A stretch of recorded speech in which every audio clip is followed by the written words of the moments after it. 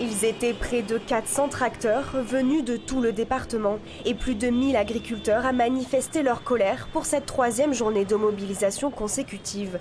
Malgré ces deux séries d'annonces, le Premier ministre n'a pas réussi à les convaincre.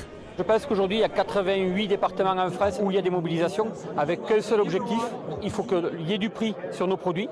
Donc ça passera par de l'application de la loi pour qu'on puisse avoir du prix sur nos produits, que nos produits soient vendus à leur juste valeur. Et ça passera aussi par un moment donné un stop à la surtransposition de normes qui aujourd'hui arrivent à être des freins à la production en France. Dans l'Aveyron, nombreux sont éleveurs et nombreux sont jeunes. Se mobiliser, c'est défendre l'avenir de la profession. On se sent concernés nous aussi parce qu'on sera les futurs exploitants. On veut s'installer, reprendre l'exploitation de nos parents, du coup on se sent concernés par tout ça, quoi.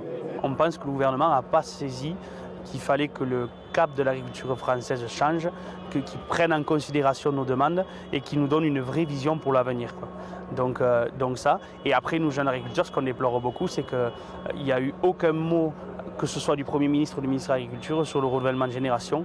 Et on sait que c'est un enjeu crucial pour les années à venir. L'opération Escargot s'est prolongée toute l'après-midi.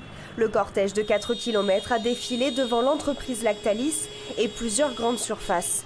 D'autres manifestants ont interpellé la région pour dénoncer les lourdeurs administratives dans l'installation des nouveaux agriculteurs. Une délégation syndicale a été reçue par le préfet.